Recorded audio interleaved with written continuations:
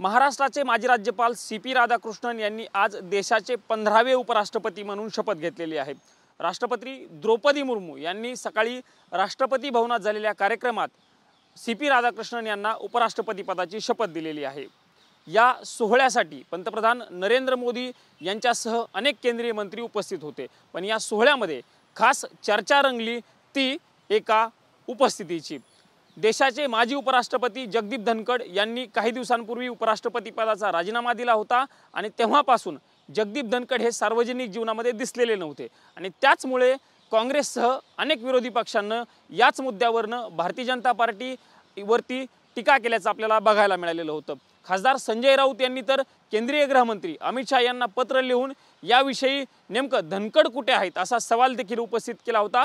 त्यामुळे मागच्या 2 महिन्यांपासून कोणालाही न दिसलेले जगदीप धनखड आजच्या सोहळ्यामध्ये सगळ्यांना पाहायला मिळाले। जगदीप धनखड यांच्यासोबतच देशाचे 3 उपराष्ट्रपती हे देखील या सोहळ्यासाठी विशेष उपस्थित असल्याचं आपल्याला बघायला मिळालेलं आहे। देशाचे सरन्यायाधीश भूषण गवई हेही आजच्या उपराष्ट्रपती पदाच्या सोहळ्यासाठी विशेष निमंत्रित म्हणून उपस्थित असल्याचं आपल्याला बघायला मिळालेलं। महाराष्ट्राचे मुख्यमंत्री देवेंद्र फडणवीस आणि उपमुख्यमंत्री एकनाथ शिंदे हेही या कार्यक्रमासाठी खास दिल्लीमध्ये उपस्थित असल्याचं आपल्याला बघायला मिळालं।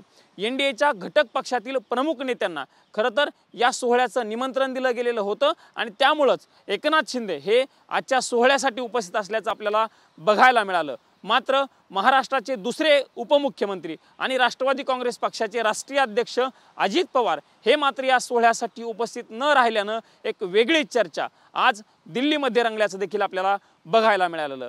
खरं तर उपराष्ट्रपती पदाच्या शपथविधी सोहळ्यासाठी राष्ट्रपती भवनाकडनं सगळ्यांना निमंत्रण दिलं गेलेलं होतं, पण हे निमंत्रण असतानाही लोकसभेतील विरोधी पक्षनेते राहुल गांधी हे मात्र आजच्या कार्यक्रमासाठी उपस्थित नसल्याचं बघायला मिळालं आणि म्हणूनच राहुल गांधी यांच्यावरती भाजपसह सत्ताधारी पक्षातील नेत्यांनी टीका केल्याचं आपल्याला बघायला मिळालं। खरं तर आज उपराष्ट्रपती पदाच्या या सोहळ्यासाठी देशभरातील प्रमुख मान्यवर या कार्यक्रमासाठी उपस्थित होते, मात्र या सोहळ्यामध्ये 2 अनुपस्थिती आणि एका उपस्थिती चर्चा दिवसभर रंगल्याचं दिल्लीमध्ये आपल्याला बघायला मिळालं।